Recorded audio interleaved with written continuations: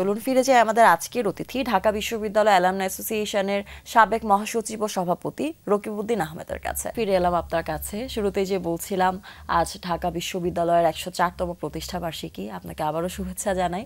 এবং ঢাকা বিশ্ববিদ্যালয় তো আপনার ভীষণ প্রাণের একটি জায়গা, দীর্ঘদিনের অভিজ্ঞতা জড়িত আছে ঢাকা বিশ্ববিদ্যালয়ের সাথে, অনেক আবেগের জায়গা আছে।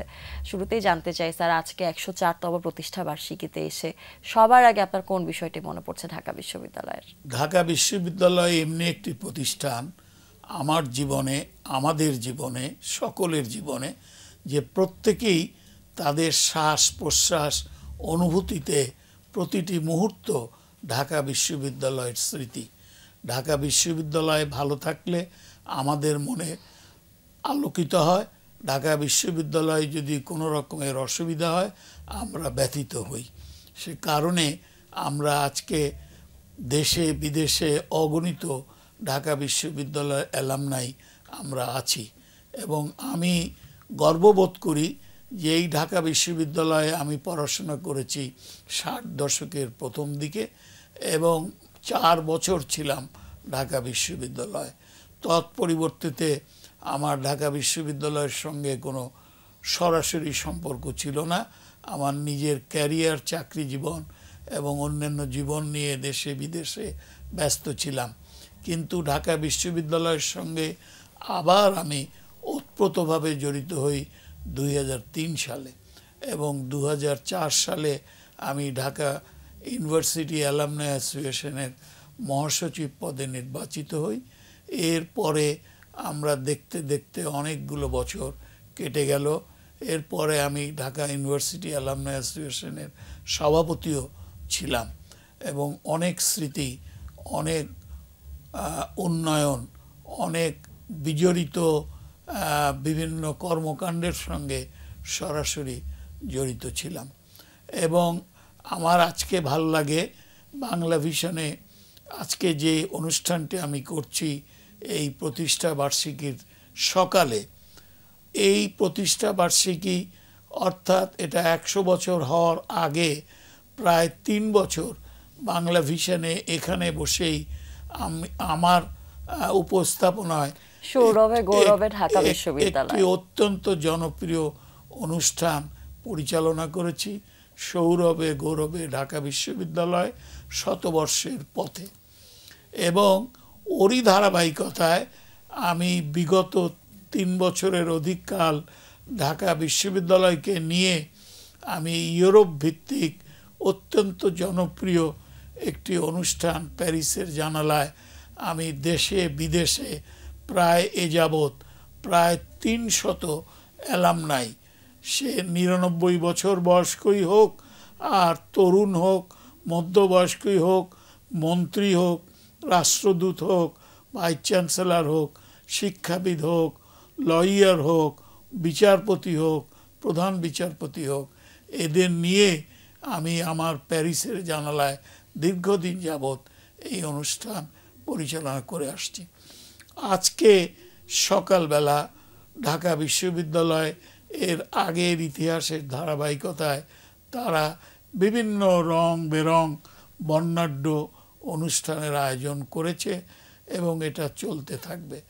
এবং আমি অত্যন্ত আনন্দিত যে বর্তমান ভাইস চ্যান্সেলর অধ্যাপক মাকসুদ কামাল, তার যে সৃজনশীলতা, তার যে গতিময় একটি কর্মজীবন, সেখান থেকে নিশ্চয়ই আজকের দিনটিকে তিনি অন্যান্য বছরের দিন থেকে ব্যতিক্রমী একটি স্মরণীয় দিন হিসাবে এটাকে স্থাপিত করার সুযোগ পাবেন। সব থেকে বেশিবার উঠে এসেছে যে কথাটা, সেটা হলো অ্যালামনাইদের কথা। যারা আসলে বিশ্ববিদ্যালয়ের পাঠ চুকিয়ে চলে যান, তারা প্রফেশনাল লাইফ হয়তো তাদের অনেক ব্যস্ততা থাকে, কিন্তু এটা তো সত্য যে যারা সফলভাবে বিশ্ববিদ্যালয় জীবন শেষ করে আসেন তাদের অনেক বড় একটা দায়িত্ব থাকে বিশ্ববিদ্যালয়ের প্রতি, যারা অনুজ আছেন তাদের প্রতি। তো যারা অ্যালামনাই আছেন তারা দেশ বিদেশ নানান জায়গায় ছড়িয়ে ছিটিয়ে আছেন, তারা কি আদতে তরুণদের কথা ভাবছেন বা তরুণদের জন্য আসলেও কিছু করতে পারছেন?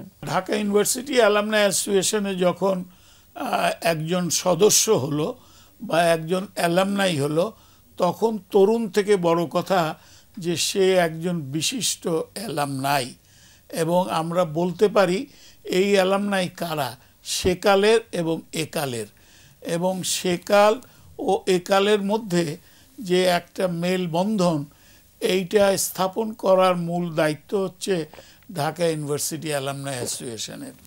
এবং আমরা যখন বা আমি যখন ছিলাম এর সাথে ওতপ্রোতভাবে জড়িত, তখন আমার অ্যালামনাই ফ্লোরে, এবং এই অ্যালামনাই ফ্লোরটি আমার সময় প্রথম স্থাপিত হয় সিনেট ভবনের নিচতলায় 20,000 স্কোয়ার ফিট বিশিষ্ট একটি অ্যালামনাই ফ্লোর, আধুনিক সমস্ত সুযোগ সুবিধা নিয়ে।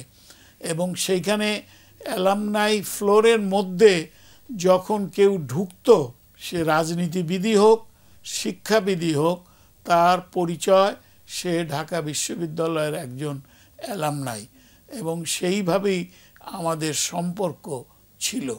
কিন্তু ইদানিং নানান কথা শোনা যায়, বিশেষ করে যারা বিদেশ থেকে আসে তারা মাঝে মাঝে একটু অনুযোগ করে যে ঢাকা ইউনিভার্সিটির অ্যালামনাই অ্যাসোসিয়েশনের নেতৃত্বর মধ্য থেকে কেউ কেউ তাদের প্রতি ঠিক সেরকম আন্তরিক আচরণ করে না, বরঞ্চ একটা উন্মাসিকতা, একটা উদাসীনতা, একটা দূরত্ব বজায় করে।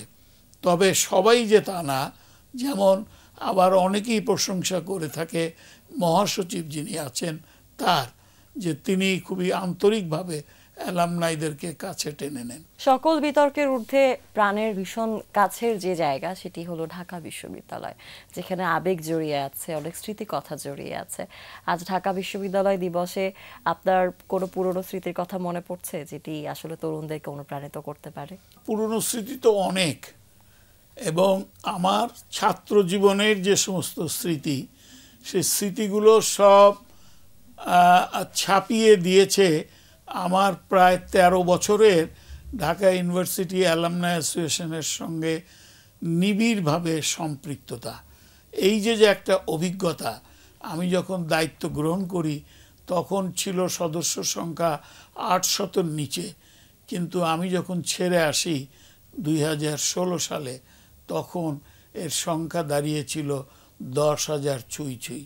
এবং অনেক উন্নয়ন, টাকা পয়সার দিক থেকে, স্থায়ী সম্পদের দিক থেকে, এই যে আমার বুক জুড়িয়ে যায় আমি যখন ঢাকা বিশ্ববিদ্যালয়ের পাশ দিয়ে যাই অথবা ভেতরের দিয়ে যাই, তখন নীলক্ষেতের গেটে যে গেটটি, মুক্তি ও গণতন্ত্র, এইটির সঙ্গে আমি সরাসরি বললে কম বলা হবে, একান্তভাবে আমি এটার সঙ্গে জড়িত ছিলাম।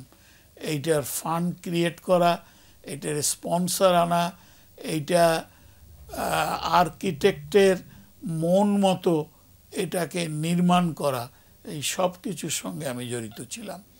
এবং আমি খুবই ভাগ্যবান যে আমার সময়কালে আমি বেশ কয়েকজন উপাচার্য, সাবেক এবং বর্তমান যারা ছিলেন, তাদের সঙ্গে আমার অত্যন্ত নিবিড় সম্পর্ক ছিল।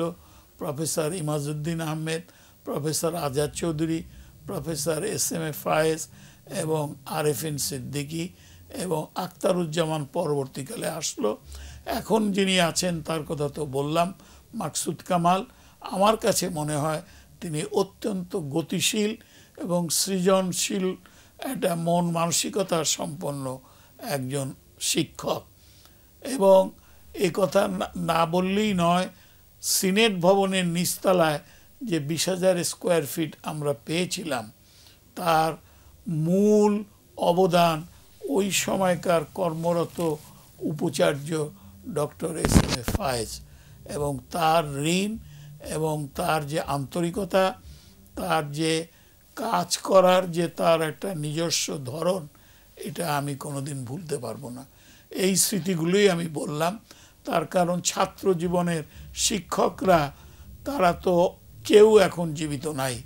আমার অত্যন্ত আপন শিক্ষক ছিলেন অধ্যাপক এবং আন্তর্জাতিক সম্পন্ন মানসম্পন্ন একজন শিক্ষক professor G W Chowdhury, professor Muzaffar Ahmad Chowdhury, professor S M Ali এবং নাজমা চৌধুরী এবং তরুণ শিক্ষক ছিলেন এবং আমার বন্ধু ডক্টর মিজানুর রহমান শেলী। মুক্তিযুদ্ধের ইতিহাসের কথা বলি কিংবা বাংলাদেশের যে কোনো সংকটকালের কথা বলি, প্রত্যেকটি জায়গায় ঢাকা বিশ্ববিদ্যালয়ের অবদান অনস্বীকার্য। ঢাকা বিশ্ববিদ্যালয় তুমি সংস্কৃতিতে বলো, তুমি গানে বলো, তুমি নাটকে বলো, তুমি বিচারালয়ে বলো, তুমি ব্যবসায়িক অঙ্গনে বলো, মুক্তিযুদ্ধ তো আছেই।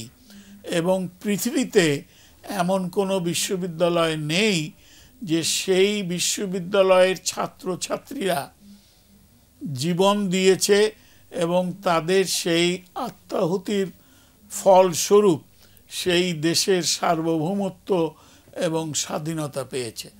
একমাত্র ঢাকা বিশ্ববিদ্যালয় এই কৃতিত্বের দাবিদার এবং ঢাকা বিশ্ববিদ্যালয় একমাত্র বিশ্ববিদ্যালয় যার ছাত্ররা স্বাধীনতা পাওয়ার আগেই তারা স্বাধীনতার পতাকা উড়িয়েছিল।